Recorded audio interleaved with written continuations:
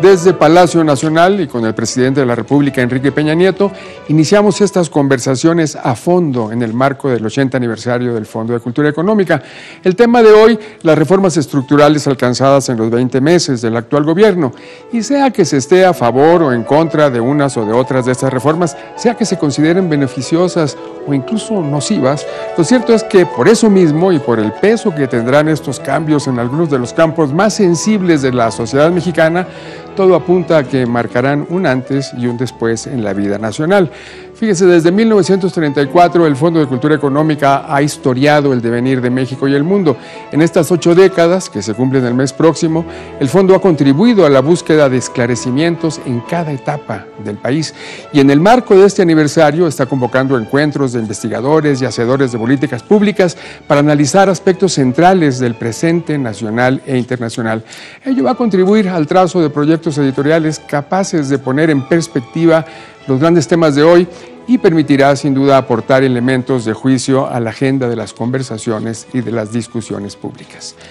Y para este primer ejercicio vendrán otros. Vaya nuestro reconocimiento a la buena disposición de este selecto grupo de comunicadores de diversos medios mexicanos que inician con nosotros esta experiencia. En orden alfabético, Pascal Beltrán del Río, director editorial de Excelsior y conductor de titulares de la noche de Excelsior TV. Ciro Gómez Leiva, conductor de Ciro Gómez Leiva por la mañana de Radio Fórmula y autor de la columna La Historia en Breve de Milenio. Pablo Iriart, conductor de Informativo 40 de Proyecto 40 y autor de la columna Uso de Razón del Financiero. León Krause, conductor de Noticias de Univisión 34 y autor de la columna Epicentro de la Universal. Denise Merker, conductora de Punto de Partida de Televisa y autora de la columna Atando Cabos de la Universal. Y Lili Telles, conductora de Informativo 40 de Proyecto 40 y de los programas Cámara Libre y Mitos y Hechos de Televisión Azteca.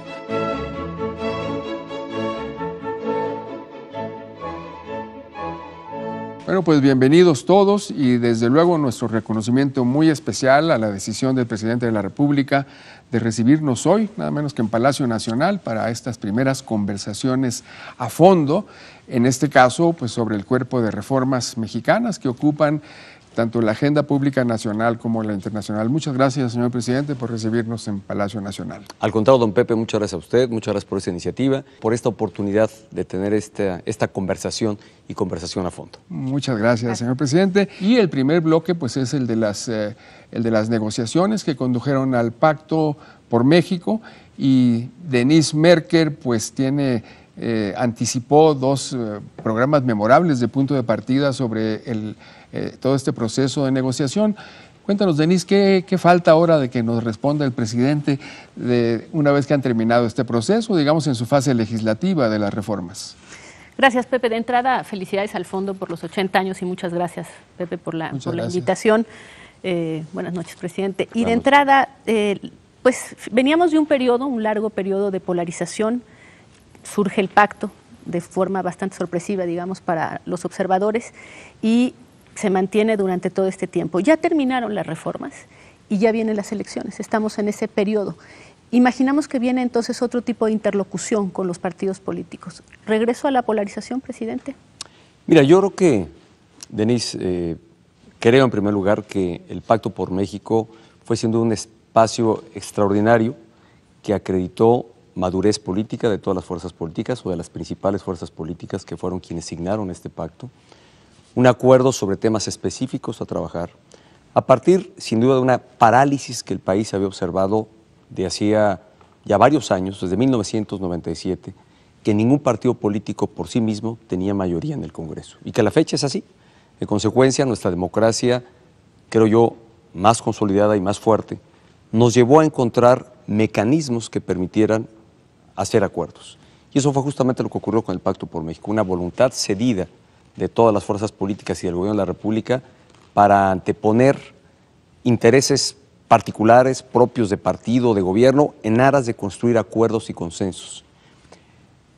Y se estableció toda una ruta de agendas a impulsar, que son las que han tenido lugar. Por eso hemos hablado de que se ha cerrado un ciclo reformador, porque 11 reformas, una en la transición, 10 ya durante esta administración, se lograron gracias a la participación de todas las fuerzas políticas, en la gran mayoría de ellas con el respaldo de todas y en otras con un amplio respaldo mayoritario especialmente en la reforma hacendaria y en la reforma energética que polarizaron algunos años.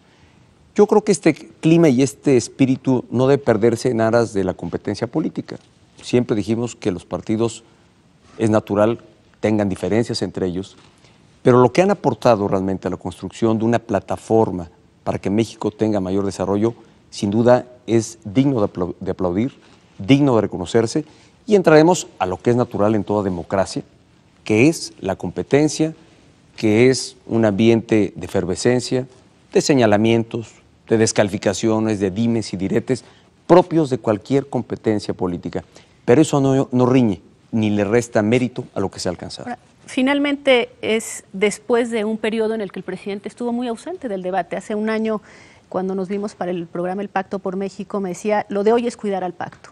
Fuera de una frase que incomodó a los negociadores, que fue aquella en Chiapas de no te preocupes, Rosario, el presidente se echó para atrás y no tuvo presencia pública. ¿Esta entrevista forma parte de ese nuevo periodo? Es decir, un presidente más presente, más activo. A ver, Denise, yo creo que queremos ser explícitos y sobre todo explicar con toda amplitud el alcance de las reformas. Es el propósito y sentido de tener esta conversación y que agradezco mucho la disposición para ello.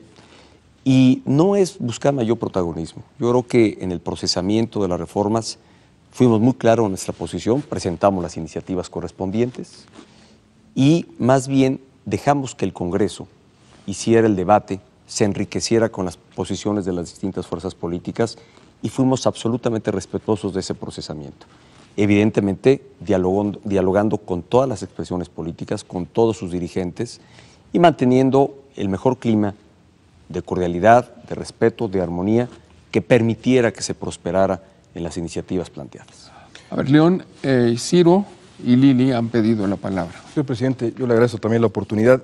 Yo veo que hay tres tipos de oposición. La primera es la que obstruye por sistema, segunda la que negocia sin perder su identidad y tercera la que se anula y se entrega al poder.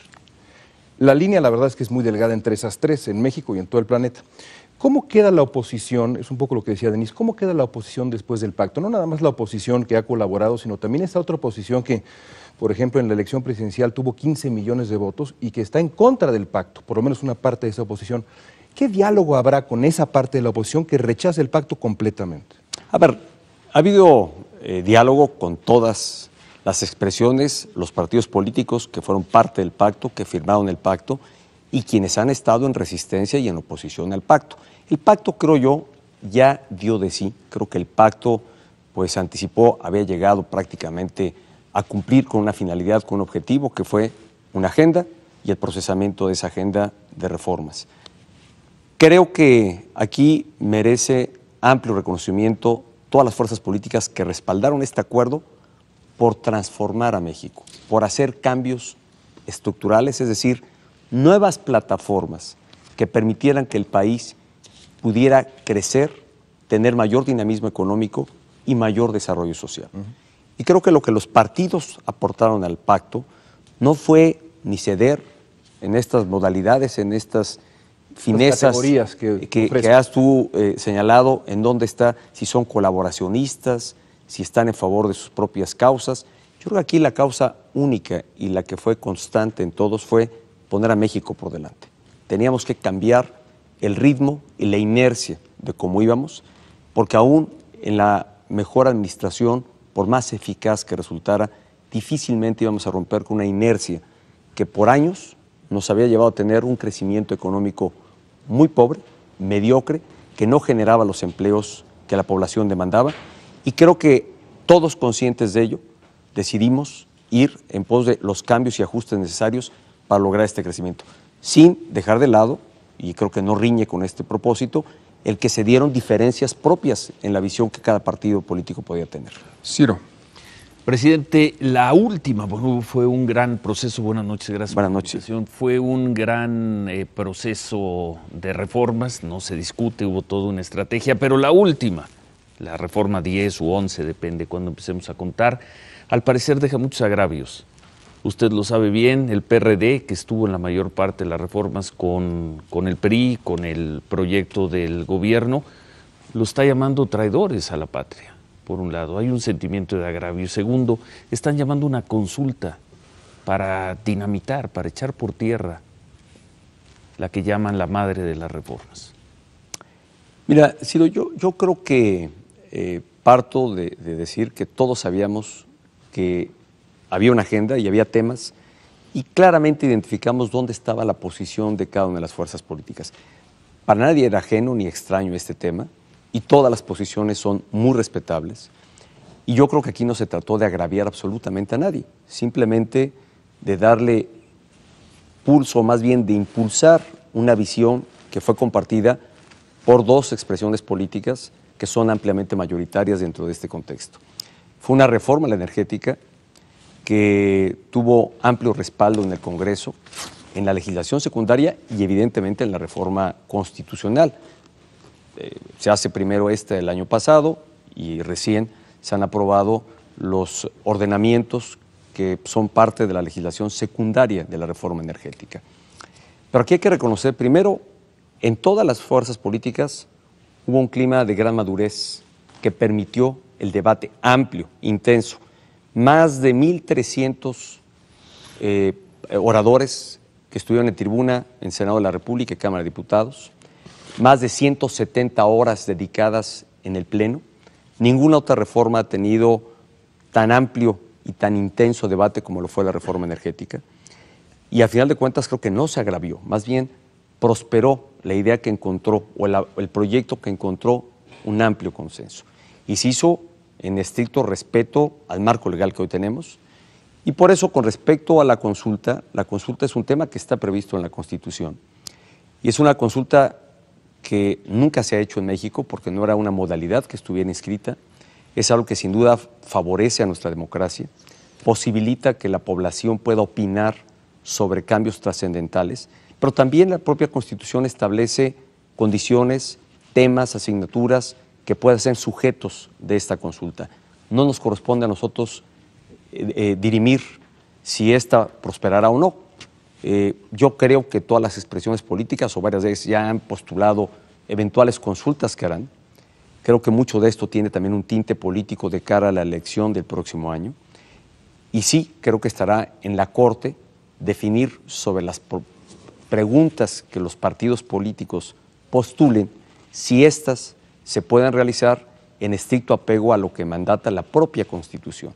Pero lo que hoy es una realidad es que ha habido un procesamiento de una reforma energética como lo mandata nuestra propia Constitución, apegada a la legalidad absolutamente, que encontró un respaldo amplio y mayoritario.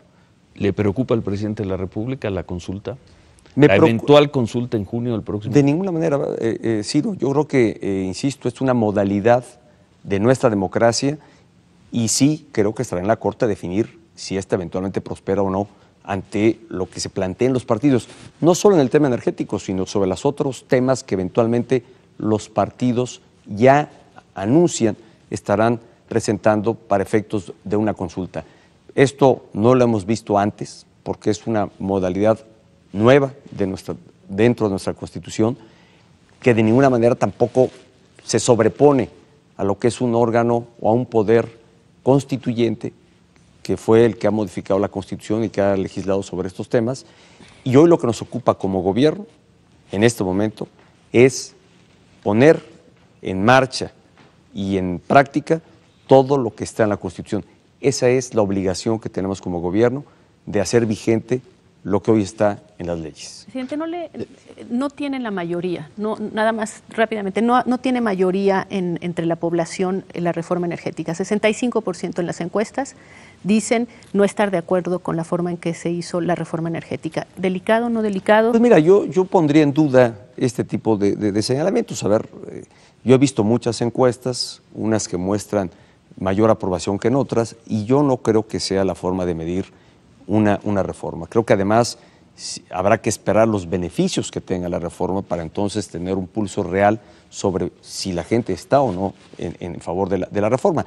Yo estoy convencido, yo tengo una absoluta convicción y por eso el respaldo a esta reforma, de que sin duda es algo que va a deparar grandes beneficios para los mexicanos. Va a detonar empleo, va a detonar energías más limpias, va a permitir que insumos energéticos sean más baratos, como la luz y el gas, y no porque lo estemos postulando a cambio de encontrar el respaldo a la reforma energética.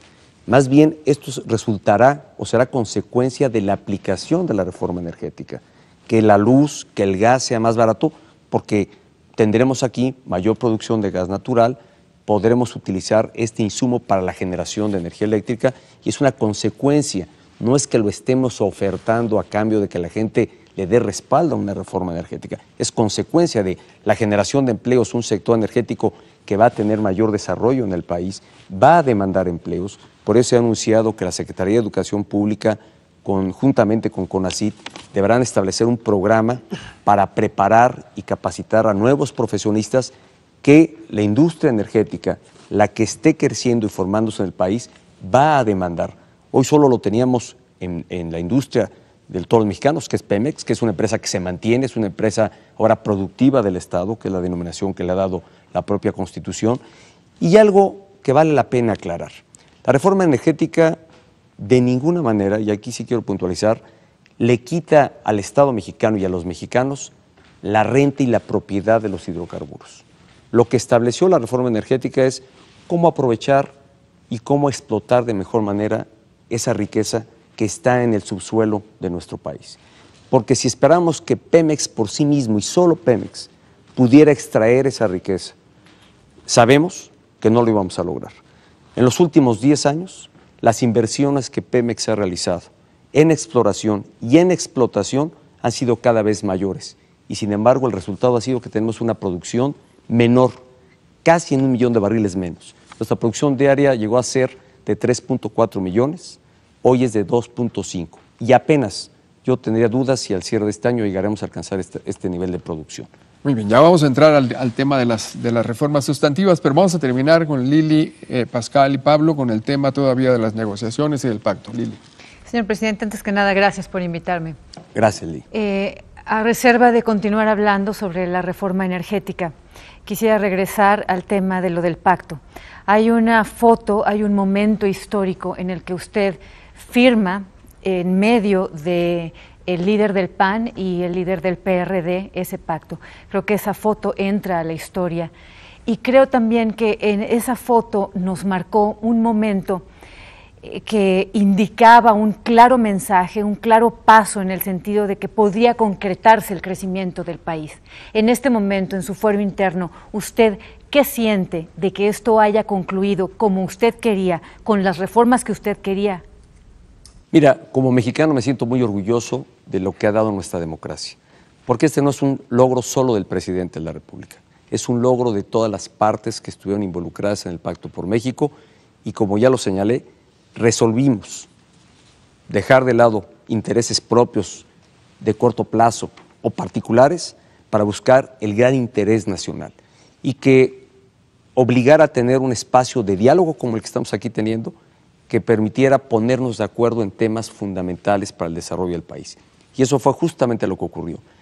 A muchos ha sorprendido, de dentro y de fuera de México, que en 20 meses se hubiesen dado tal número de reformas, con este nivel de calado, con este nivel de profundidad, y que todos, no he podido recoger una voz, salvo que sea opositora, pero en general, en un análisis serio y profundo que conoce el alcance de estas reformas, saben que el futuro de México, en el mediano y en el largo plazo, va a ser de mayor desarrollo, de mayor crecimiento económico y, sin duda, y lo más importante, que genere prosperidad para los mexicanos. Ese es el sentido último de todo lo que hemos hecho. No ha sido ni en un tono o en un sentido ni caprichoso, ni porque simplemente pensáramos que había que hacerlo así. Es algo que nos llevó a ponernos de acuerdo en temas fundamentales y tengo firme convicción en mi fuero interno y públicamente lo he señalado, que es algo bueno para el país. Pascal.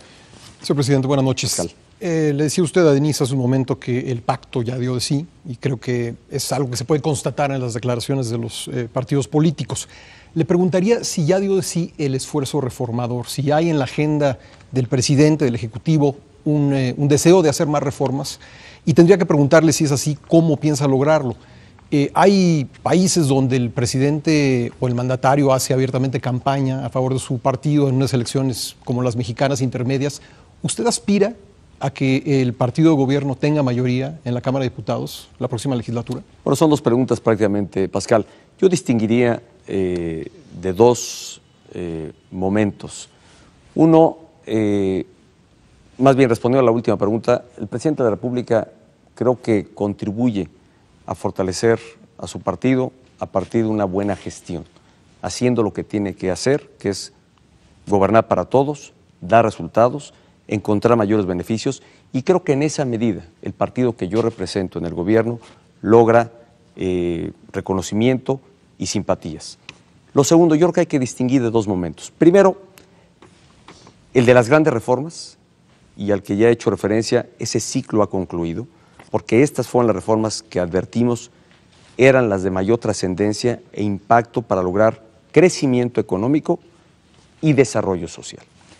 Esto no riñe y distingo de este ciclo reformador de la dinámica normal y regular de todo gobierno, que en el paso y en su dinámica cotidiana tiene que ir actualizando y modernizando el marco normativo en el que actúa o en el que actúan las instituciones del Estado mexicano, o ante iniciativas que permitan asegurar que la gestión gubernamental sea más eficaz.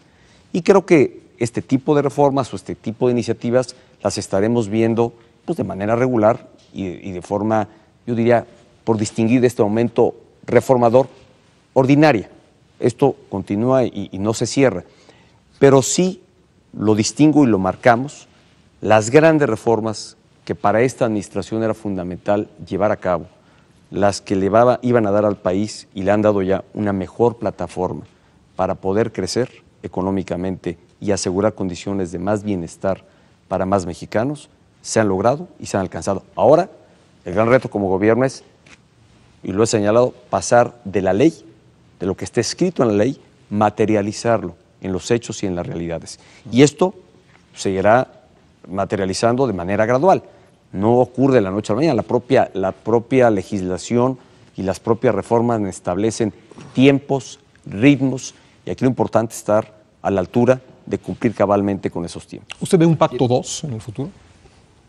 Yo creo, y a lo mejor anticipando, ahora que abordemos las reformas, que la reforma política establece condiciones y sobre todo incentivos para lograr acuerdos en el futuro entre las fuerzas políticas. La reforma política prevé, dentro de las modalidades de régimen de gobierno, la coalición, los gobiernos de coalición. Esto sin duda es un incentivo para que se generen acuerdos, tengan nombre o no. Lo importante es que hay una figura ya dentro de la reforma política que no se tenía, que incentiva a que haya coaliciones, unión de fuerzas políticas para lograr propósitos comunes. Ahí estamos apuntando ya a un tema importante. Sí. Del pacto pasaremos a las coaliciones, creo. Pablo. Presidente, buenas noches.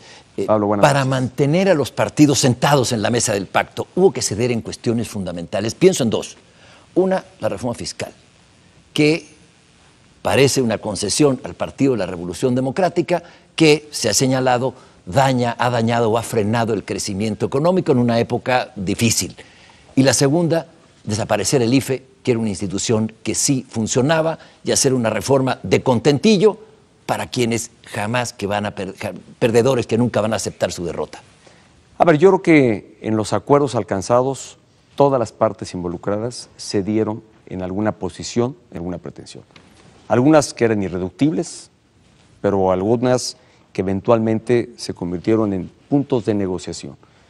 Yo no señalaría alguno en particular, creo que es público mi posición sobre ciertos temas que, al final de cuentas, fueron procesados. Creo que en el momento de hablar de la reforma nos permitirá puntualizarlo aún más, pero yo creo que todos cedieron, o todos cedimos, en visión, en posición, en convicción, en temas que si eso daba posibilidad de lograr el acuerdo y de ir en búsqueda de un propósito común, que es este que ya he señalado, cómo crecemos, cómo rompemos este marasmo, esta parálisis en la que no hemos logrado un mejor ritmo para el desarrollo del país.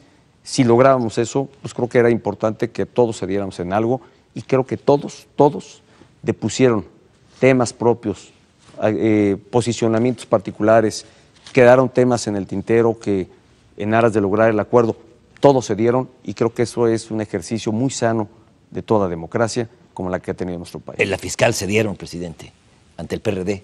No, yo creo que al contrario, mira, yo cuando hablo de ceder, yo más que ceder hablaría se enriquecieron. Creo que todas las reformas tuvieron el gran logro, éxito de haberse enriquecido con la visión y posición de las distintas expresiones.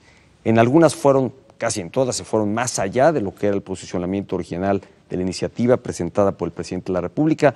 En algunas reformas presentadas de forma conjunta, las iniciativas como la educativa, entre otras, pero a final de cuentas yo más que ceder, yo diría fue un enriquecimiento compartido de todas las expresiones políticas.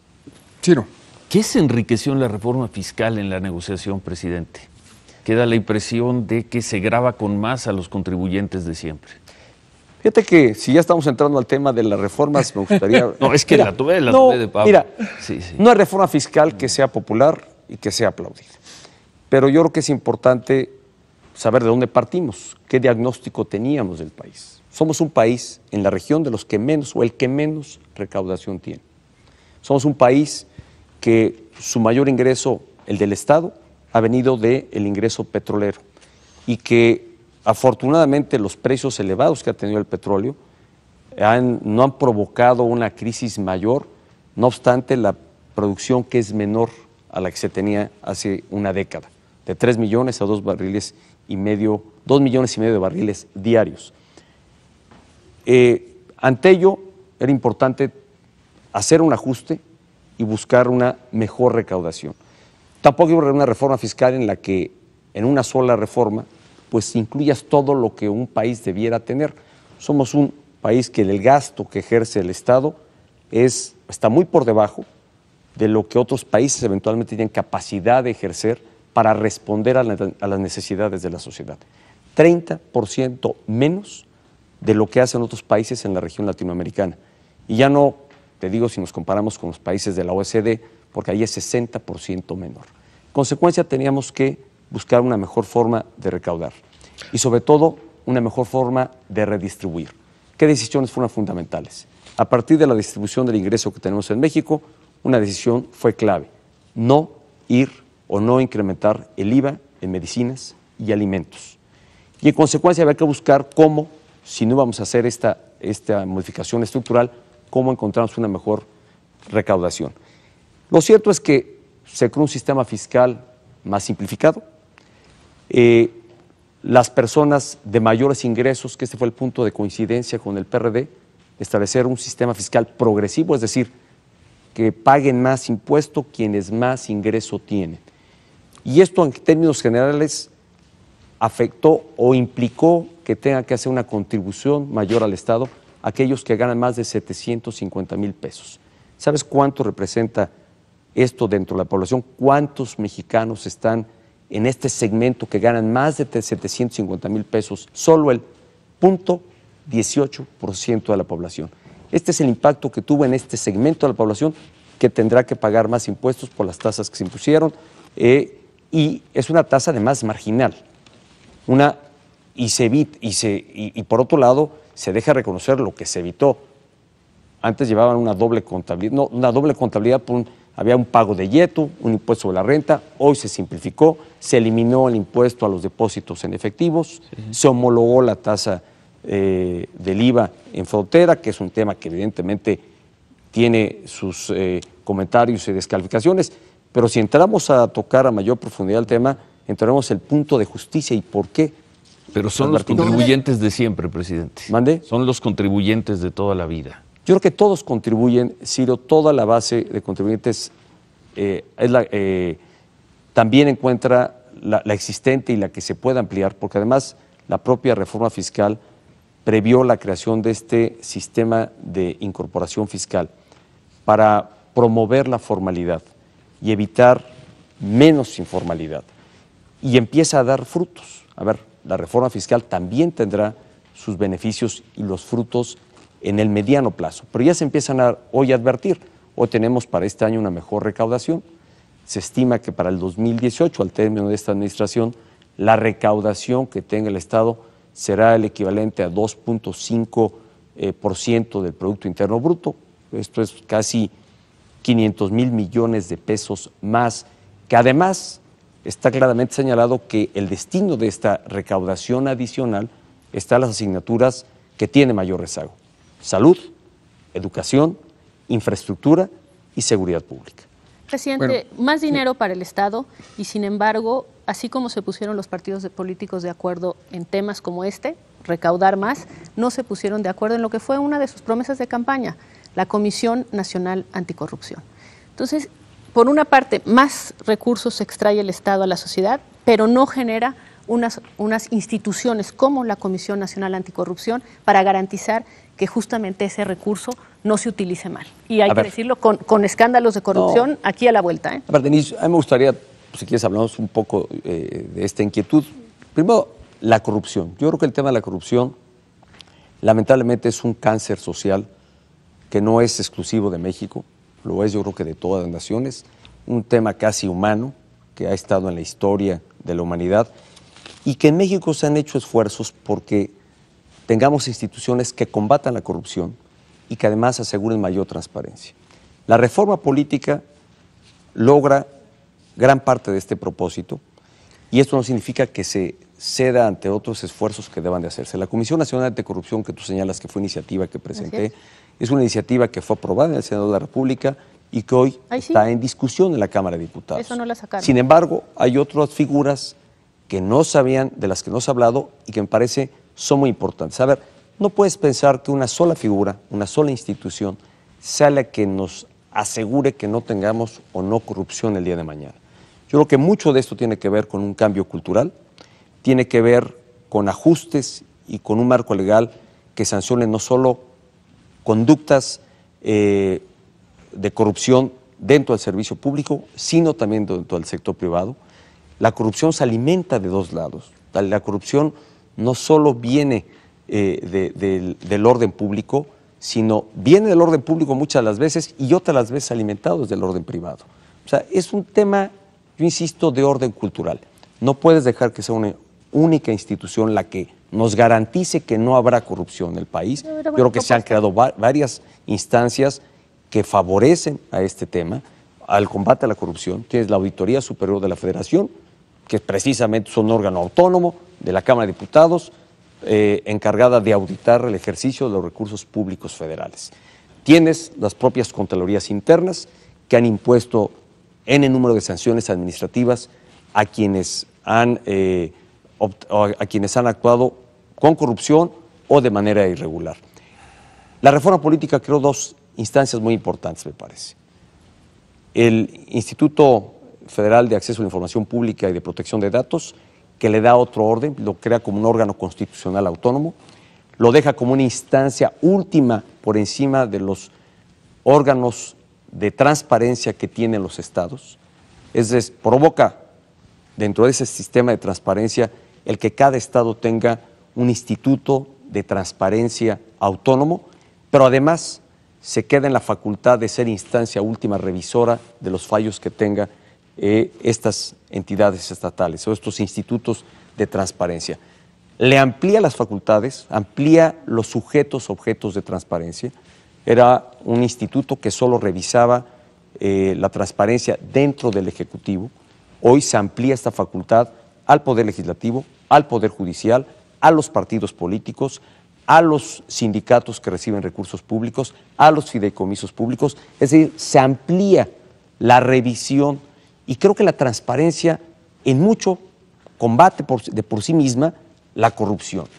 Y otra, la reforma política creó la Fiscalía Anticorrupción dentro de la Fiscalía General de la República. Es una fiscalía que tendrá, y aquí pues es un tema que estará en el debate que hagan los diputados, porque es una figura nueva también, creada a partir de la reforma política, y el tema es cómo se concilia esta posición con la creación del Comisión Nacional Anticorrupción o el debate que resulte. Pero ahí ya hay una figura, obviamente está pendiente de hacerse el nombramiento, pero deriva recientemente de esta reforma política la creación de una Fiscalía Anticorrupción dentro de una Procuraduría o Fiscalía de la Nación, que ahora será autónoma también. A ver, permíteme. creo que... Sabes que es un tema que platicamos que me gustaría tocar específicamente. Perdón. Pero ya invadieron todos los demás sí, temas. Pues, tomaron muy en serio las yo quería tocar ese tema. conversaciones. Yo me resisto, señor presidente, a su lectura sobre el orden cultural de la corrupción. Yo vivo en Estados Unidos. Allá hay 13 millones de mexicanos. Si fuera un estado, sería el segundo estado más grande del país. ¿Qué pasa con esos mexicanos? Se detienen en los altos, pagan multas, pagan impuestos. No es así. Yo creo que el problema es un asunto de sistema que viene, francamente, del partido que nos gobernó durante años en este país, y es un asunto de Estado de Derecho. Yo quería platicarle la diferencia entre Noruega y Rusia, pensando en la reforma energética. La única diferencia es la corrupción. Rusia es una oligarquía dirigida por un autócrata, Noruega es un país vibrante. Noruega ocupa el 5º lugar en la transparencia en el mundo, Rusia 127, México 106. Yo quiero preguntarle, más allá de lo que ya nos ha explicado, y más allá de la lectura cultural a la que yo me resisto, para que al final de su gobierno estemos no en el 106, sino en el 60, ¿qué vamos a hacer? A ver, bueno, quizá podríamos, y creo que no es el propósito de esta conversación, pero con mucho gusto lo hacemos, León.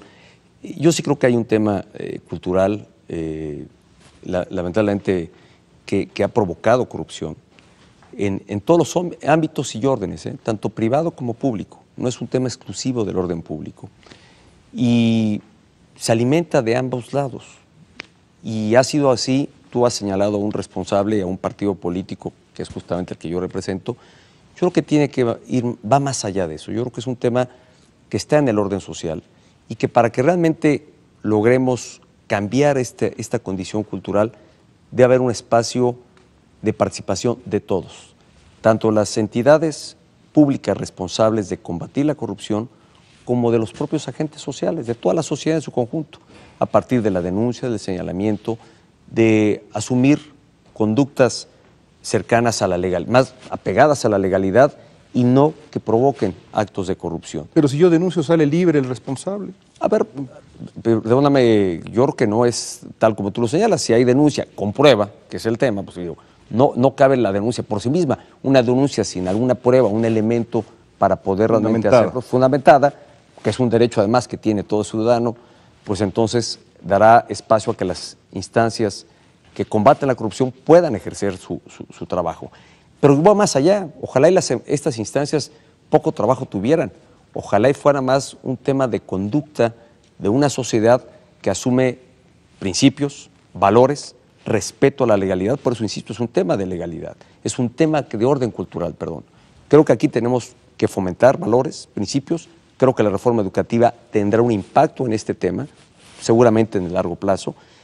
Pero no podemos dejar que solamente sean instancias persecutoras de la corrupción los que nos cambie esta condición cultural. Eso es lo que yo creo.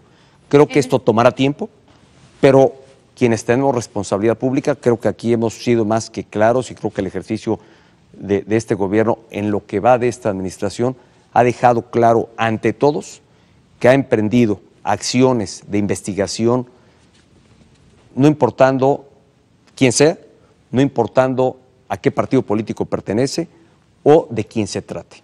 Creo que donde ha habido elementos para actuar contra distintos personajes de la vida pública, de la vida privada, la Procuraduría y este gobierno ha actuado precisamente en favor de la legalidad y del combate a prácticas fuera de la legalidad o presumibles o de presunción de corrupción.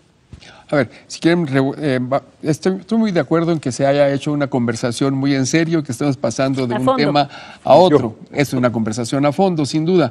Me gustaría volver nada más, antes de darle la palabra a Pablo y a Lili que lo pidieron, volver a cerrar el tema de las negociaciones. Y lo hemos platicado y todos lo han escrito más o menos, los costos del proceso de negociación. Los costos para el gobierno, ya Denise decía cómo el gobierno de alguna manera inhibió su comunicación en beneficio del pacto, en beneficio de que no se rompieran. Y bueno, con un protagonista de la calidad de usted en el proceso de negociación, es muy importante saber también cómo fluyeron los acuerdos. alumnos ahora haciendo sus tesis sobre el proceso de negociación, hay investigadores que están trabajando en eso en varias instituciones de educación superior. ¿Por qué no les adelantamos algo? ¿Cómo fluyeron los acuerdos? ¿Cuáles fueron las crisis del pacto? ¿Cuáles fueron los sobresaltos? ¿Cuáles fueron los temas que resultaron intransitables para uno u otro de las partes pactistas? Y creo que también estos temas nos van a llevar otra vez a lo sustantivo de las reformas, porque ahí también hay costos en la forma de negociar, en la forma de ceder a lo que se refería Pablo Iriarte.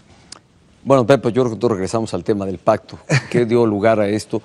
Yo creo que para que esto prosperara, para que el pacto fuera posible, Denise ya ha hecho un programa y ya ha recogido los testimonios de todos los que participaron en el pacto. Yo creo que lo importante era tener ganas de hacer las cosas y de hacer algo bien para México.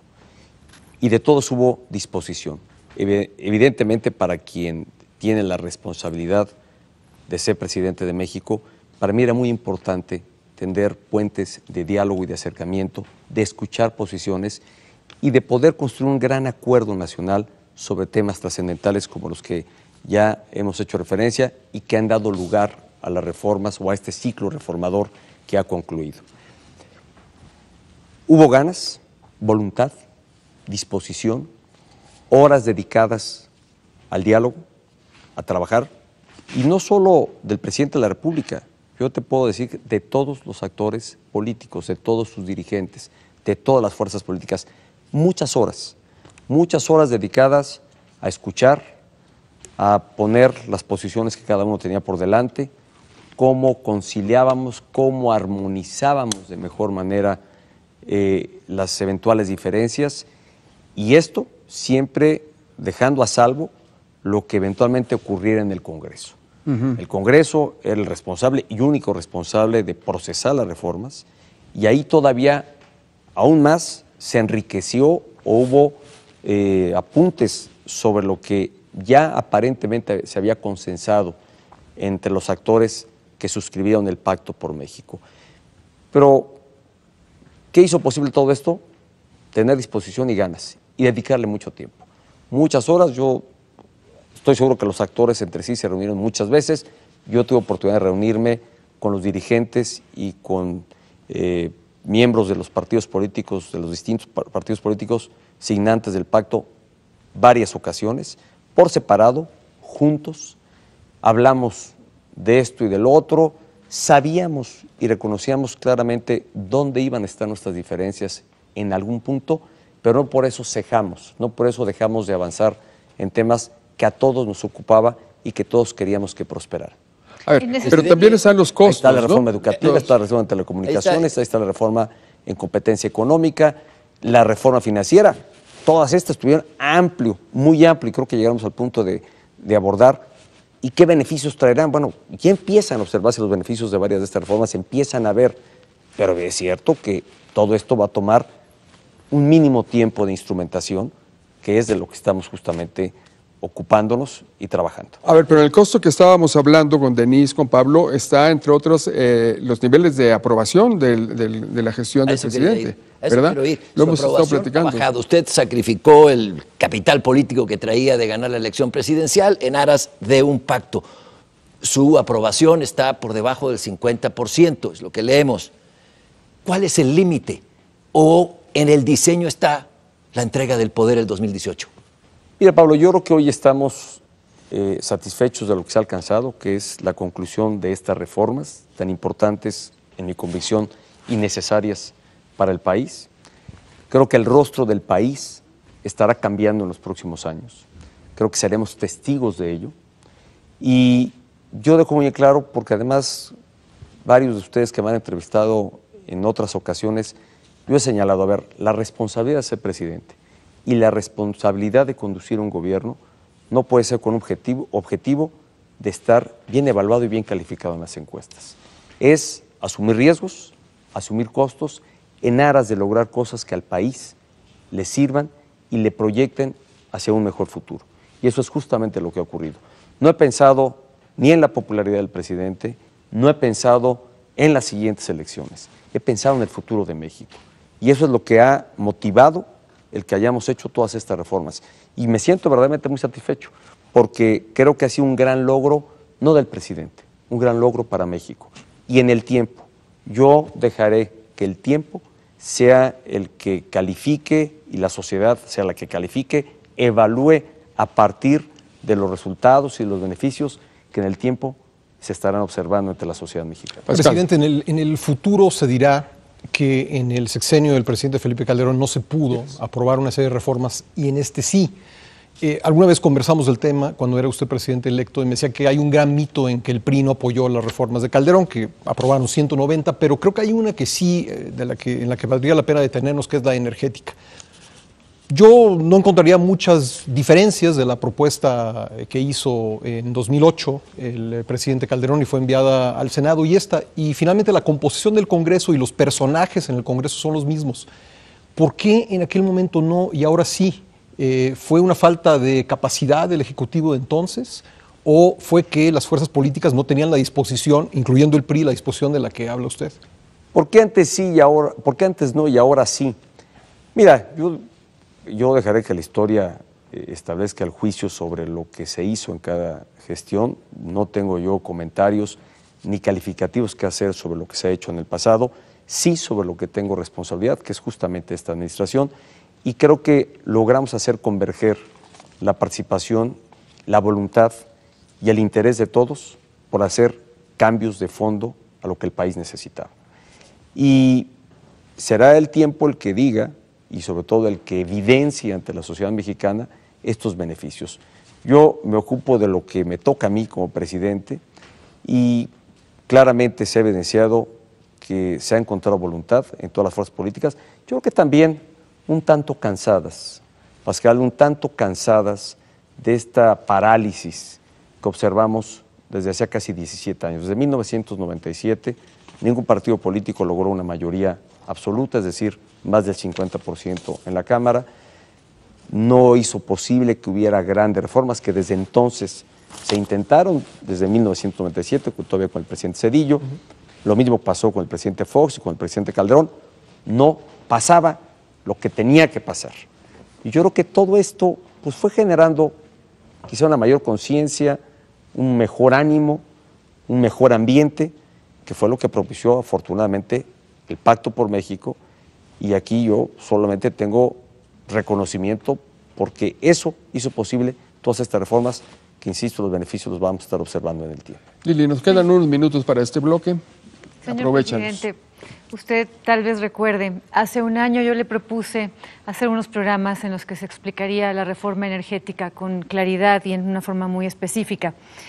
Lo que no le dije a usted en aquel momento fue que una de mis razones para hacerlo, además de estar convencida de que la reforma era necesaria, una de mis razones era que yo me preguntaba cómo usted, señor presidente, se arriesgaba a apostar todo su capital político, cómo se arriesgaba a que se le fuera a llamar hasta antipatriótico al proponer la reforma energética.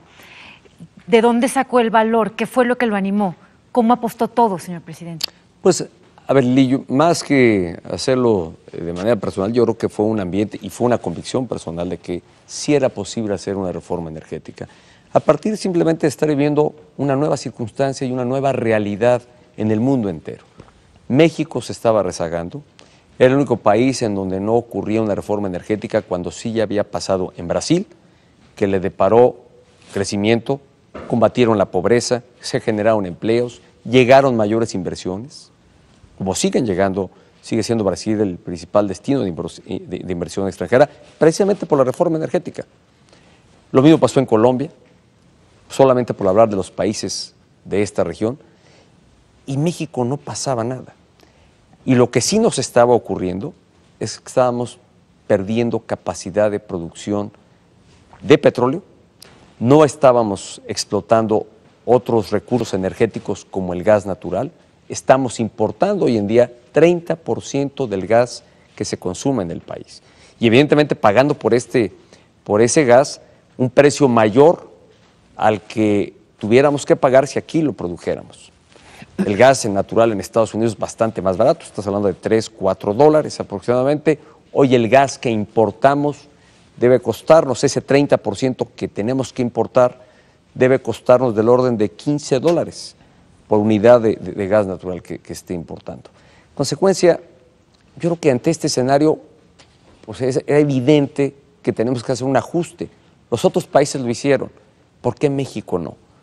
Por esta historia que nos acompañaba de que no podíamos aprovechar nuestros recursos con participación y con inversión y con capital de riesgo del sector privado, que solamente tenía que hacer el gobierno.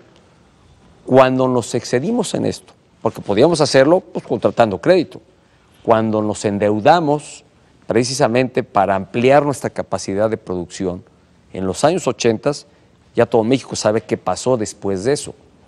Tuvimos sobreendeudamiento y tuvimos una de las peores crisis económicas que hayamos tenido en nuestro país.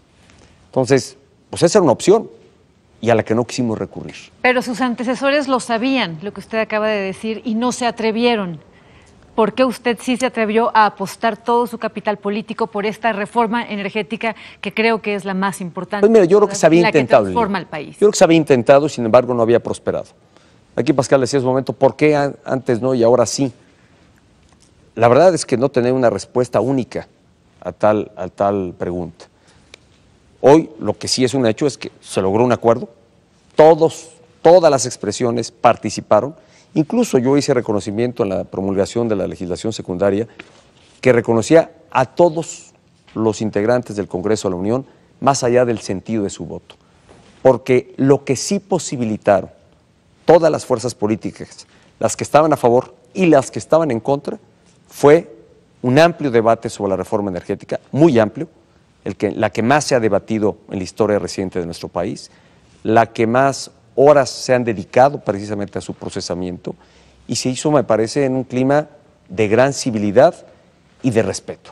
No vimos tribunas tomadas, no vimos vacíos de parte de la izquierda que estaba en contra de la reforma, la vimos debatiendo, esgrimiendo sus argumentos y encontrando respuesta de parte de quienes estaban a favor de la reforma. Entonces eso hizo posible, más bien eso provocó que hubiera más de 1.300 oradores, tanto del Senado como de la Cámara de Diputados, que por 170 horas estuvieron debatiendo esta reforma.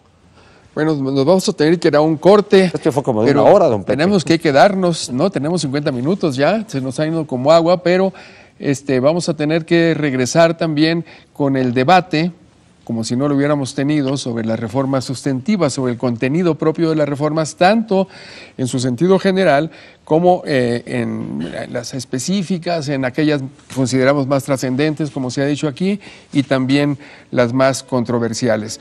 Este es el futuro, digamos, del país, el que se está discutiendo. Vamos a volver con estas conversaciones a fondo. Muchas gracias, don Pepe, muchas gracias.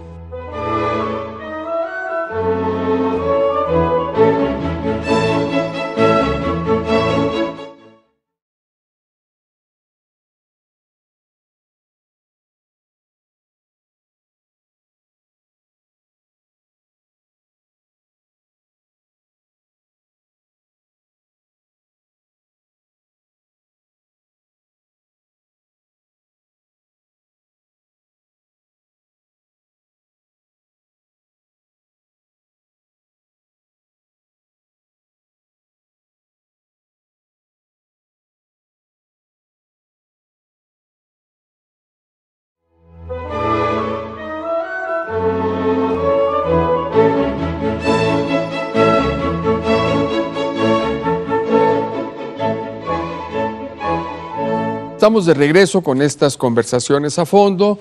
Vamos a seguir, mejor dicho, con el contenido de las reformas, primero desde una perspectiva de conjunto, para luego pasar a cada una de ellas. Y yo quiero empezar con una provocación, antes de darle la palabra a Ciro, que ya me la pidió, con una provocación para todos. Si hace 20 meses les hubieran dicho que 20 meses después se iba a aprobar convertir la Pemex y la Comisión Federal de Electricidad en empresas productivas, si hace 20 meses se nos hubiera dicho que se iba a quitar una camarilla sindical del control de la educación pública, si hace 20 meses ya entramos a los contenidos, se nos hubiera dicho que se iba a aprobar también el fin del monopolio en la telefonía, el fin de la concentración en la televisión con la licitación de nuevos canales.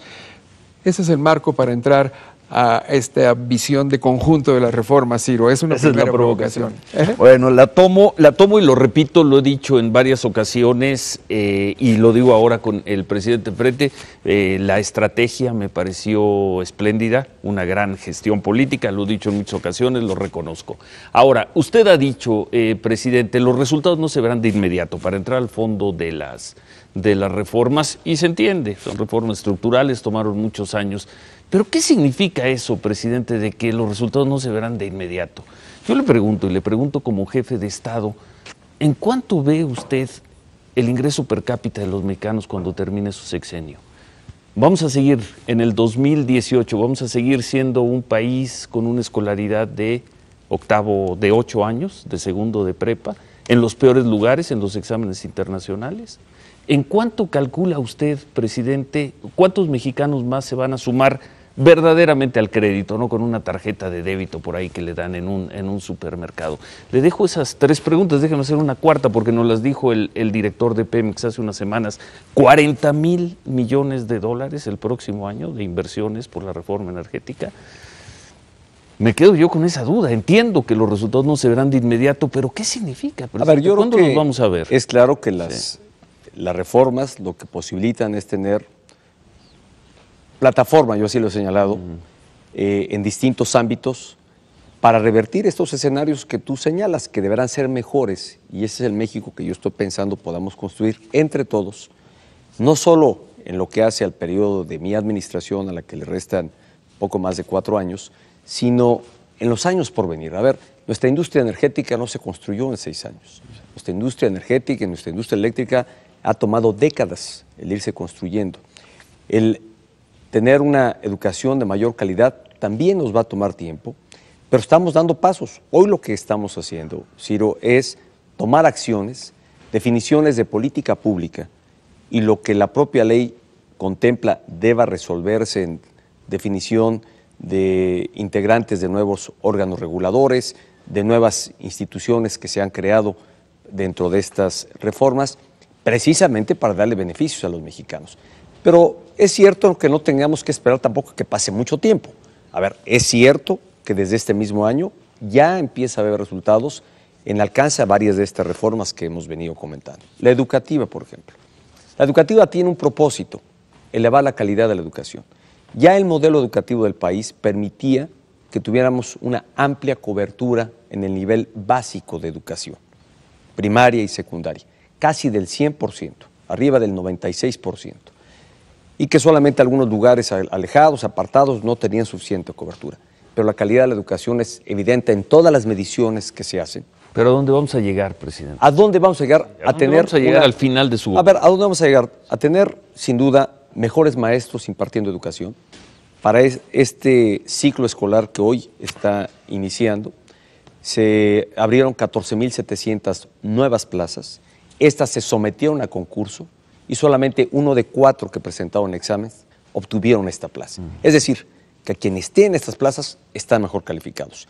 Y así irá ocurriendo año con año, que los exámenes aplicados a maestros aseguren que quienes sean maestros de aquí y hacia adelante estén mejor preparados. Quienes están ya en el activo, la reforma prevé dentro del servicio profesional docente mecanismos para su superación, para su capacitación constante y permanente, para una mayor profesionalización. Solo en el tema educativo, yo creo que el perfil educativo del país y de nuestros jóvenes será diferente de como era hace apenas 2 años. ¿En cuántos? No te podría precisar en ninguna de tus preguntas en qué número los veo, Ciro, porque es muy difícil hacer una estimación estadística del tema. Ustedes son estrategas, ustedes calculan. Pero es claro, a ver, es claro que la reforma educativa está hecha y así está ya dando hoy este servicio para elevar la calidad de la educación.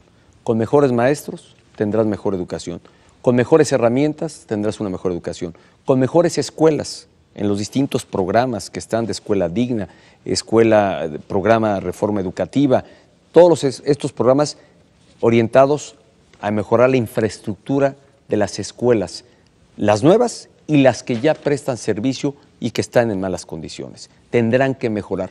Esto sin duda en un par de años y en 4 años más tendremos un mejor perfil y un mejor rostro de la calidad de la educación que hay en nuestro país. En el tema financiero, ¿por qué hicimos una reforma financiera distinta de la fiscal? Porque el nivel de crédito en México es bajo, comparado con el resto de los países de América Latina, y ya no digo de los de la OCDE, que son los de países de mayor desarrollo. Nuestro nivel de crédito es bajo, 29% es el crédito que se otorga al sector privado, mientras que en estos países alcanza casi el 50%. Pero lo más crítico, que solamente 11% de ese crédito va a las MIPYMES, que son las que generan el 74% del empleo. Es decir, había que encontrar un mecanismo, ordenar nuevamente, hacer lo necesario en el marco legal para que hubiese más crédito. Las familias y los pequeños negocios pudieran acceder a un mejor crédito y más barato. Las grandes empresas no lo necesitan, ellas pueden acceder a un crédito aquí o fuera de México. A las que queremos ayudar son a esos pequeños negocios, al de la miscelánea, al que tiene un pequeño negocio o una pequeña empresa que necesita o de mejores instrumentos para accesar al crédito. Otro derivado de la reforma, y con esto para no extenderme, de la reforma financiera, es el mandato que tiene la Banca de Desarrollo del Estado, que es la banca del Estado mexicano, que no solo es cuidar de sus activos, sino es promover el crédito, especialmente a las pequeñas y medianos negocios, con perspectiva de género, es decir, a las mujeres, promover crédito para las mujeres, promover el crédito hacia el campo. Ahí hay instrumentos de política pública que permitirán, y en los próximos días estaremos haciendo diversos anuncios, que son ya la aplicación de todas estas reformas precisamente a donde se requiere, en el campo, en las pequeñas y medianas industrias. Tenemos simplemente de aquí al mes de diciembre del orden de 36 nuevos anuncios que derivan de la propia ley y en programas o acciones de política pública, que es aterrizar las reformas a la realidad. Es, como yo he señalado, poner las reformas en acción. Pascal y Pablo. Retomando tu provocación, Pepe, yo mentiría si dijera que imaginaba hace 20 meses que habría una reforma energética que se negoció, como usted decía, presidente, por muchos años. Sobre todo, lo difícil de imaginar era que ocurriera sin problemas sociales, sin conflictos sociales. Yo francamente no veo conflictos sociales, pero sí veo dudas. Usted, señor presidente, y creo que todos los que estamos aquí somos de una generación en la que nos fomentaron el nacionalismo petrolero, nos hablaron de empresas que abusaron antes de 1938. ¿Qué garantía pueden tener los mexicanos que no vamos a volver a una situación así? ¿Tiene la ley las disposiciones para enfrentar a una industria pues que ya tiene muchísimos años de experiencia? ¿No volveremos a ver los abusos de antes de 1930? Mira, Pascal, yo creo que es importante primero dejar muy en claro en qué consiste la reforma energética, porque yo creo que entre las descalificaciones ha habido desinformación y yo creo que no ha habido precisión sobre el verdadero alcance y contenido de la reforma energética. Se le ha calificado de antipatriota cuando, al final de cuentas, y antinacionalista, cuando es una reforma que, insisto, preserva para el Estado mexicano, preserva para los mexicanos la riqueza que hay en el subsuelo. No se la da a nadie más, que es muy distinto de que para poder explotar esa riqueza se establezcan nuevos mecanismos. Nuestra ley, la reforma energética y toda la legislación secundaria prevé modalidades que recogen las mejores prácticas internacionales en este tema, mecanismos de mayor y absoluta transparencia. Quizá en esto fuimos a la vanguardia, además de las instituciones encargadas y que harán sujetas a Pemex, a CFE y a cualquier privado que participe en la explotación de los hidrocarburos, sujetos de la transparencia. Además, la propia ley establece, en materia energética, cláusulas de absoluta transparencia para que las deliberaciones y definiciones de la Comisión Nacional de Hidrocarburos se transmitan en tiempo real, las licitaciones que otorgue se discutan públicamente y se otorguen en tiempo real, para que haya transparencia en la explotación que se está haciendo de la riqueza del subsuelo. Aquí no se le está regalando absolutamente a nadie, ni se está cediendo en favor del sector privado. Se está apoyando o el Estado se apoyará en el sector privado para poder hacer mayor inversión y explotar nuestros recursos, nuestros hidrocarburos.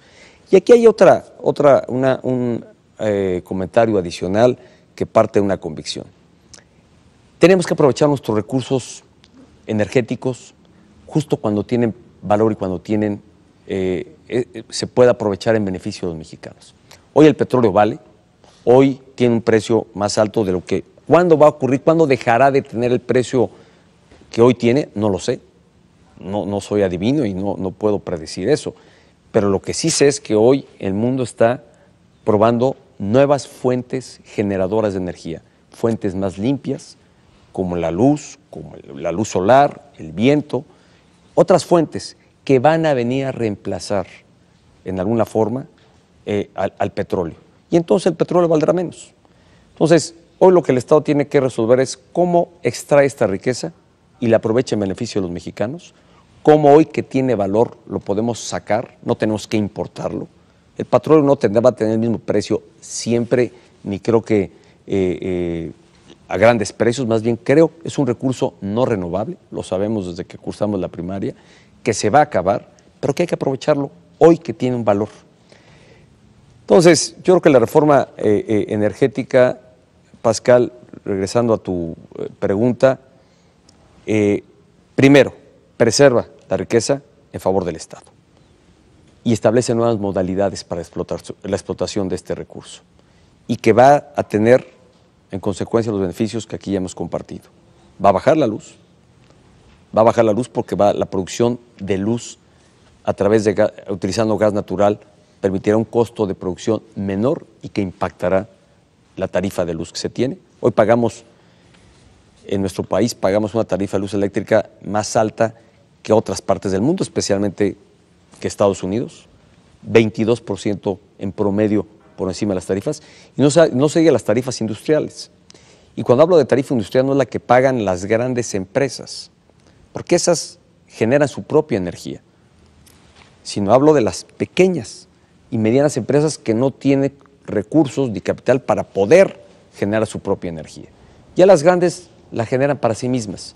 30% de la electricidad que se genera en el país, 30% ya hoy lo genera el sector privado para uso de ellos mismos y pagan una tarifa mucho más baja, porque evidentemente les cuesta menos producirla. Entonces, esto lo que buscamos es que este beneficio se extienda a todas las familias mexicanas y a los pequeños y medianas empresas que son las que generan el empleo en México. Ya me he ocupado 2 reformas y mejor siguen provocándome y me voy extendiendo yo con mi respuesta. Pablo y Denise. Perdón la insistencia sobre este tema, pero hay escepticismo en cuanto a los beneficios y los beneficiarios de las reformas. Se teme, y tal vez con alguna razón, de que de estos cambios salga una nueva y pequeña camada de ricos y la inmensa mayoría de los mexicanos se quede nada más mirando los beneficios que no le llegan.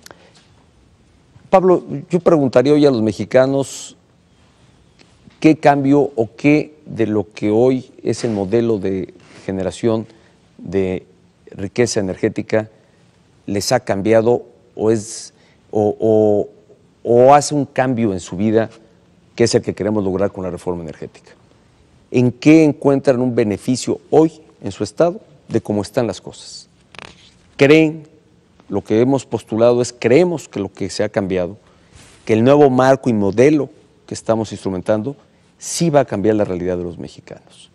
Y a partir de que tenemos esta firme convicción, es que se ha establecido este modelo con parámetros, con el uso o la puesta en marcha de prácticas internacionales exitosas, incluso de mayor avanzada en términos de transparencia que las que se tienen en Noruega, que es un modelo a nivel mundial.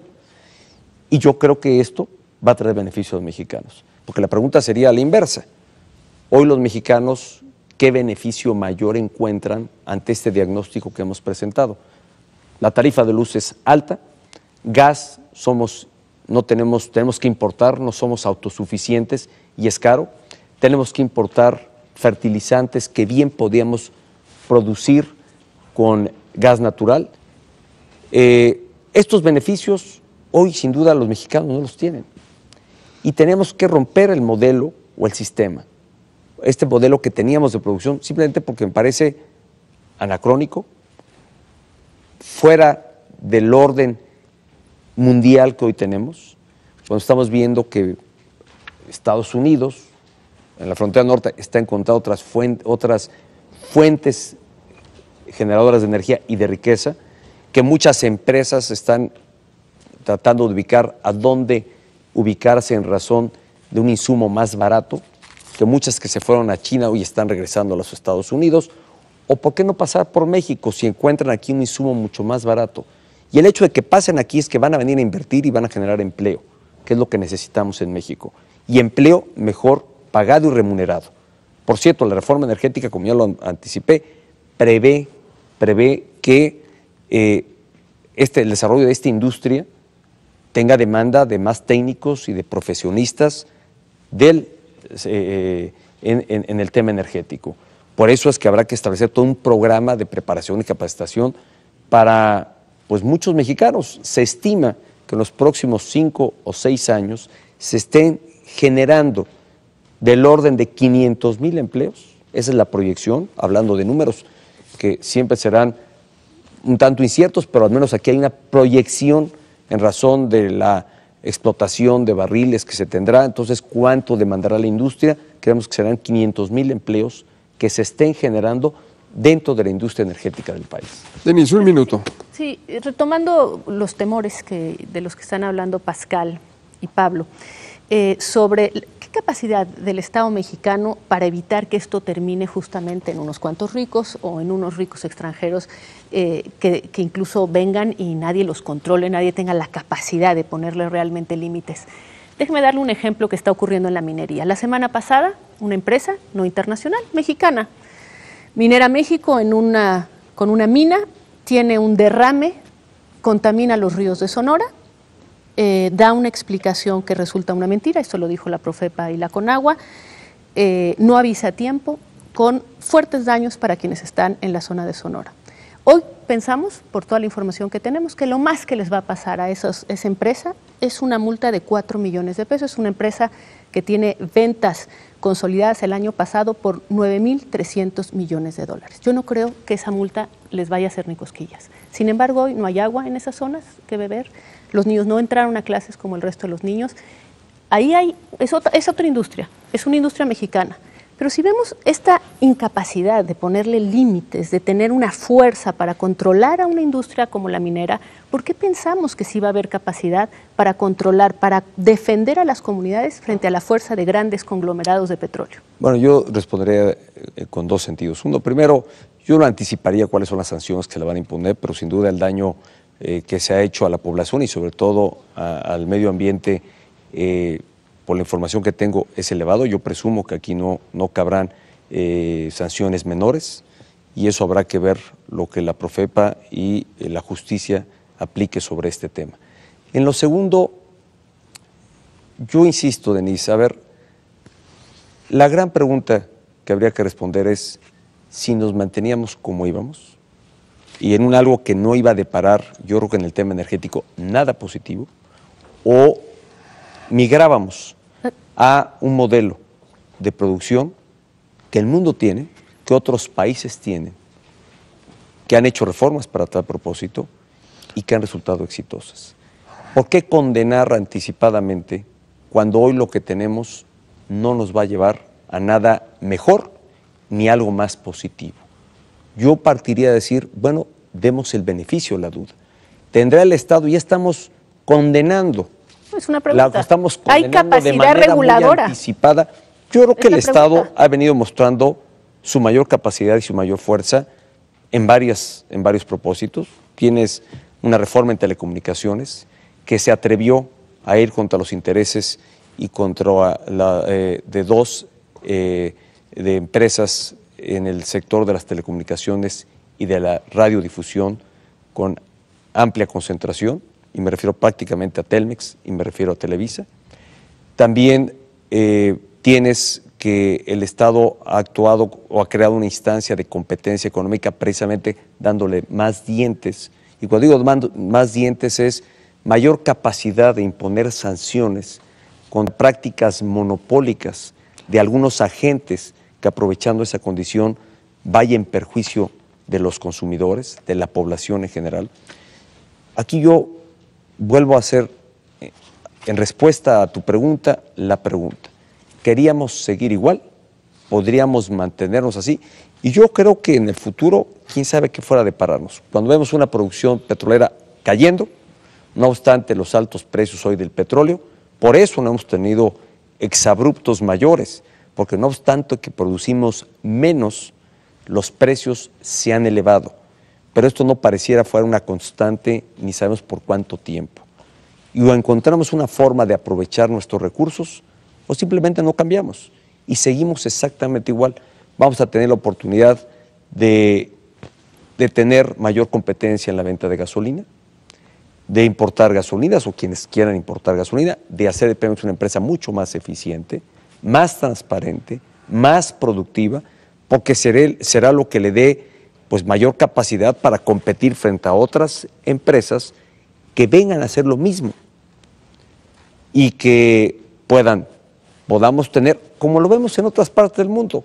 Pues ahora si tomar el ejemplo de León Krause, que pone algunos ejemplos de países que tienen otro nivel, bueno, pues vemos que en alguna esquina tienes, o en alguna misma calle, tienes varios expendios de diferentes marcas de gasolina que compiten en precio y que eso va en beneficio de los propios consumidores.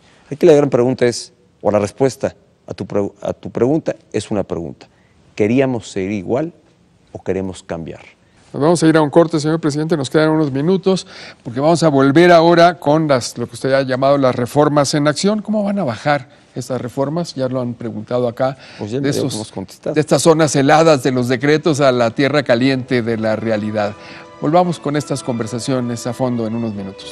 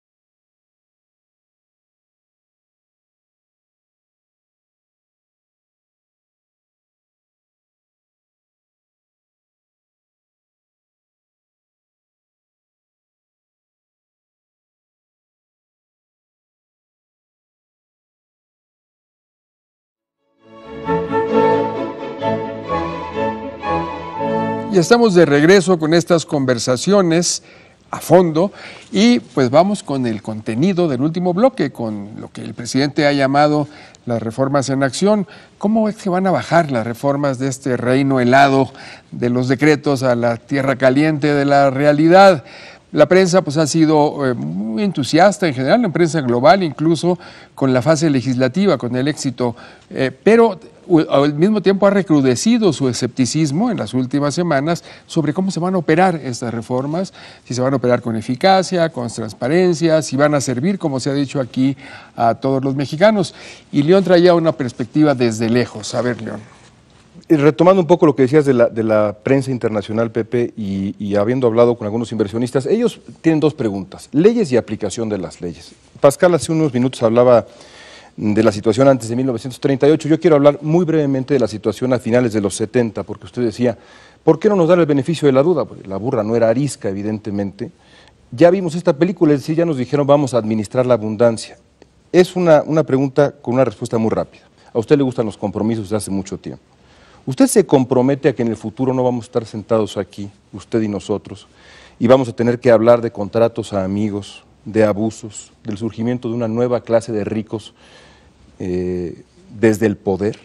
¿Se compromete usted a eso? Mira, León, yo me comprometo a aplicar la ley y la legislación secundaria como está, y que precisamente ante estos dudas o suspicacias que eventualmente hay, se creó una legislación que cuida, yo creo que en sus mayores alcances, incluso en una legislación de avanzada, y ya decía yo, incluso mejor en este tema de transparencia a la que se puede tener en el país que es un referente mundial en este tema como es Noruega, precisamente ante todo este tipo de suspicacias se definieron mecanismos de absoluta transparencia, de absoluta claridad y apertura, de absoluta publicidad que deberán de hacer los órganos encargados precisamente de llevar a cabo las licitaciones, de otorgar los contratos, las asignaciones.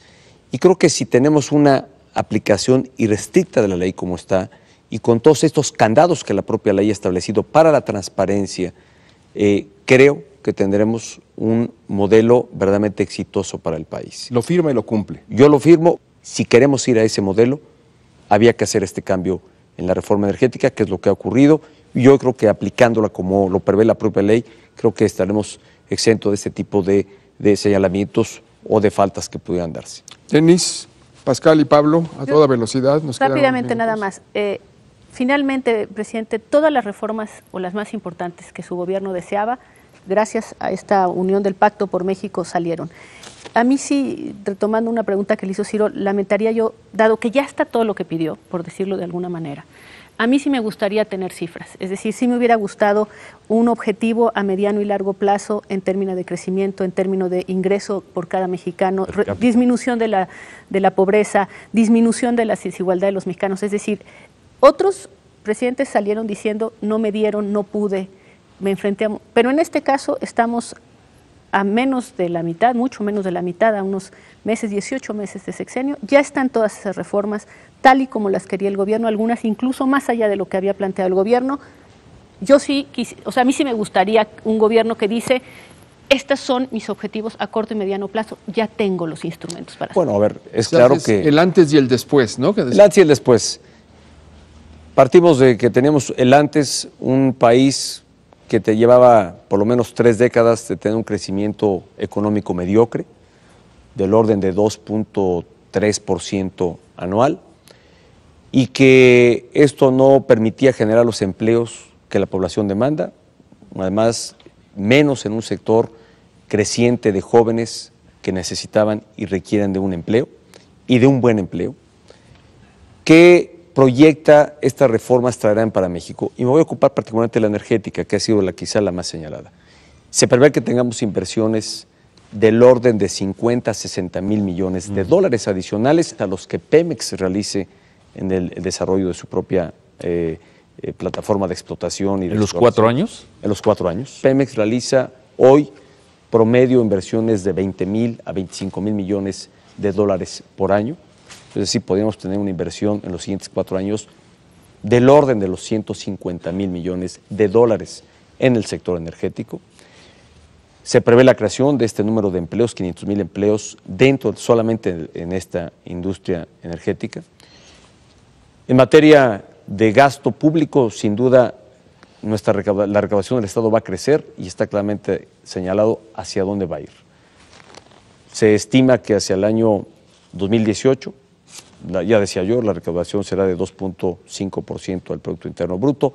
Hoy 2014 fue de 1%, este irá creciendo gradualmente y en consecuencia más se invertirá en infraestructura, en carreteras, en escuelas, en el sector salud y en ciencia y tecnología. Prevemos que el desempeño de nuestra economía en este segundo semestre del año, como ya las cifras lo empiezan a apuntar, sea mejor que el desempeño que tuvo nuestra economía en el primer semestre de este año. Esperamos alcanzar la proyección que ha hecho Hacienda de 2.7%, que este crecimiento de alcanzarse por sí mismo sería superior al que en promedio hemos tenido en los últimos años. Y sin embargo prevemos, y no lo decimos nosotros, lo dicen especialistas, que los años con las reformas, 2015, 2016, 2017, 2018, el crecimiento de nuestra economía sea creciente y mayor. Hablan de 3 a 4% y que hacia el 2018 pudiéramos estar en términos cercanos al 5% anual. Esto significará más empleos para los mexicanos, mejores empleos, mayor derrama económica y además creo que con el modelo o con la reforma fiscal se logra una mejor redistribución de la riqueza en el país. Pascal, perdón, y Pablo. Señor presidente, Ciro. México es deficitario en cumplimiento de la ley. ¿Se puede pensar en que estas reformas se aterricen si no fortalecemos el Estado de Derecho? Estamos viendo en el tema de la reforma educativa que hay 4 estados que la han aplicado a medias o no la han aplicado. Y en Oaxaca estamos viendo a un gobernador que envía una iniciativa de ley totalmente distinta a lo que dice la reforma educativa.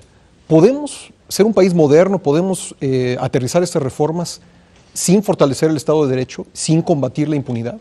A ver, yo creo que eso está ocurriendo. A ver, yo creo que se ha venido fortaleciendo nuestro Estado de Derecho, se han creado instituciones precisamente responsables de preservar y de garantizar la aplicación del Estado de Derecho.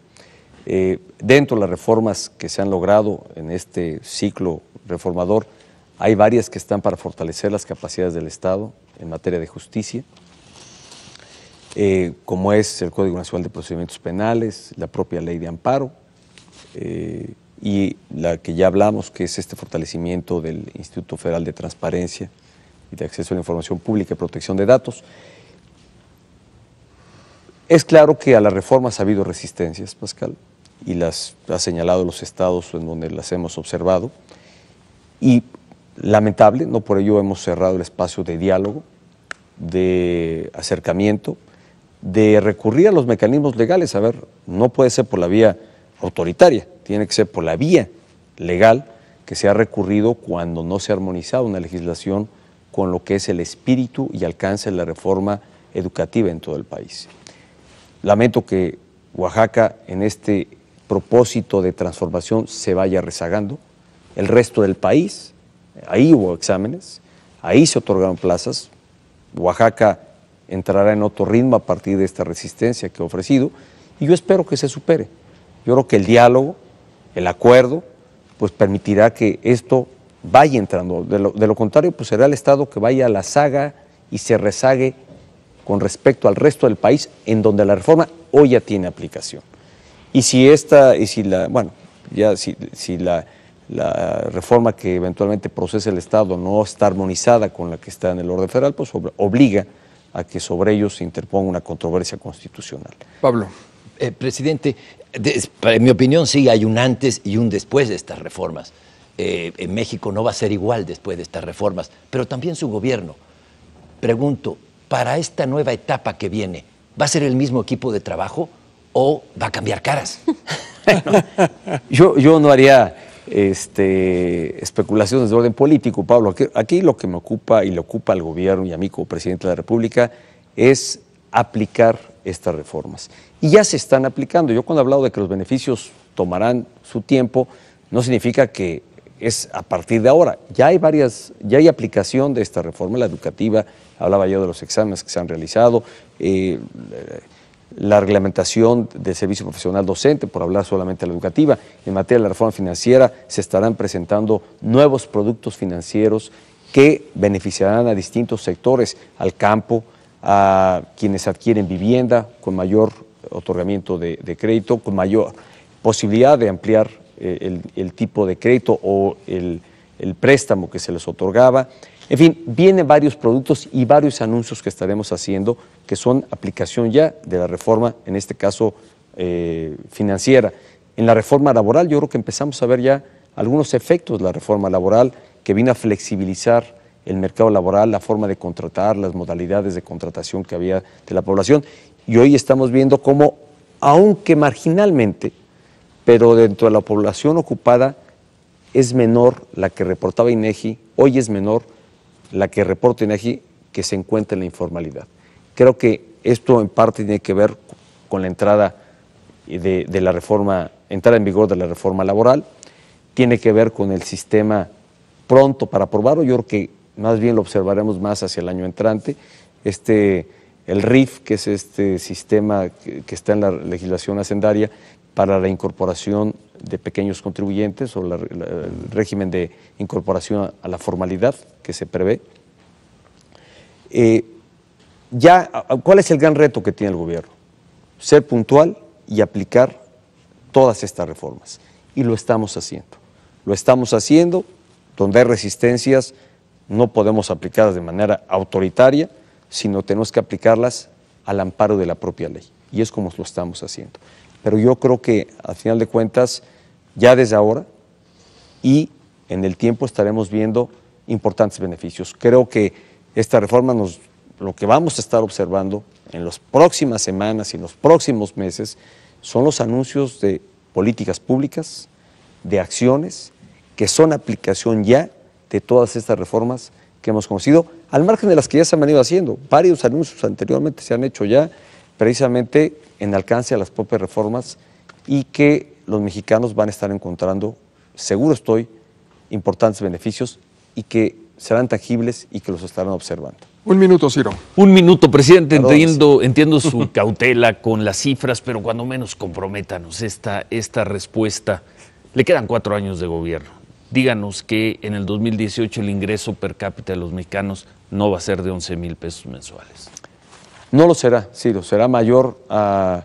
Hoy el ingreso per cápita, aplicando la comparación que se hace de capacidad de compra que se tiene en cada país, es del orden de los $15,000 por año en el país. Yo estimo que podamos estar muy por encima de eso. Estoy seguro que el nivel, si las proyecciones de crecimiento económico derivadas de las reformas, como están previsto, como los analistas prevén, esto no es un cálculo solo del gobierno, sino que así se está analizando por el propio Banco Central o el Banco de México, por otros expertos. Pero el suyo, el de la Presidencia de la República. La nuestra es que tendremos una mejora en el ingreso per cápita. Creo que además la mejora que se hace en la redistribución del ingreso a partir de la aplicación de la reforma fiscal y de las políticas públicas y políticas sociales que sigue el gobierno, hay ya desde ahora una mejora en la redistribución del ingreso de 0.018 a 0.032, que es aparentemente poco, pero es prácticamente el doble de lo que se tenía anteriormente, cuando en general la distribución en países de mayor desarrollo, el que más puede estar en 1.2, es decir, todavía estaremos a 4 veces la distancia de aquellos que van más adelante, pero sí del doble de la que teníamos anteriormente. Esto sin duda nos permite anticipar que el ingreso per cápita será mayor, que el nivel de bienestar en México será mayor. Ese es el México con el que yo me comprometí, el que quiero alcanzar, y creo que si apuramos la aplicación de estas reformas y de todas las otras políticas, porque no todos son las reformas. También yo creo que vale la pena señalar que no todos son las reformas. Las reformas dan una plataforma para lograr los objetivos que aquí ya hemos compartido, pero por otro lado está la política pública y la acción del gobierno que va en curso, y para eso hay un Plan Nacional de Infraestructura con una inversión verdaderamente que no tiene precedente y que además nos va a permitir construir 46 nuevas autopistas, más de 3,000 kilómetros de carreteras, ampliar al doble la capacidad portuaria de nuestro país para ampliar nuestro comercio, que nos va a permitir construir trenes que comuniquen distintas ciudades, el México-Toluca, el México-Querétaro, la línea 3 del metro de la zona metropolitana de Monterrey, el tren ligero de Guadalajara. Vamos a tener otro rostro, es el rostro otro de un país moderno, con dinámica económica y sobre todo generando bienestar. El gran sentido de todo esto es lograr bienestar mayor para todos los mexicanos. Pues bueno, para finalizar, me tocó la última, pero es muy rápido. 30 segundos. ¿Para cuándo, señor presidente, ve usted un México con menor pobreza, con menor desigualdad y con mayor justicia social? Para ya desde ahora si aplicamos las reformas. Yo creo que gradualmente vamos a ir viendo una disminución de los sectores en pobreza y en marginación. Creo que la actuación del Estado con sus políticas de orden social deberá mejorar el nivel de bienestar a través de nuevos esquemas que permitan incorporar a quienes son beneficiarios de los programas sociales, que no solo quede en eso, sino que además encontremos mecanismos de incorporarles a la actividad productiva. Hoy queremos darle pleno seguimiento y apoyar a que toda esta gente en el mayor rezago y pobreza pueda incorporarse a condiciones de mayor bienestar. Muy bien, pues este ejercicio llega a su fin. Nos quedan otros actores públicos, académicos, otros comunicadores, desde luego con otros actores del ciclo reformador que culminó en el Pleno Legislativo. Por ahora, pues muchas gracias, señor presidente, por su hospitalidad, por su tiempo, por sus reflexiones, por sus informaciones. Y muchas gracias a Pascal Beltrán del Río, Ciro Gómez Leiva, Pablo Iriart, León Krause, Denis Merkel, Lili Telles. Y muchas gracias a ustedes por haber participado con nosotros en estas primeras conversaciones a fondo sobre estos temas centrales de la agenda pública mexicana.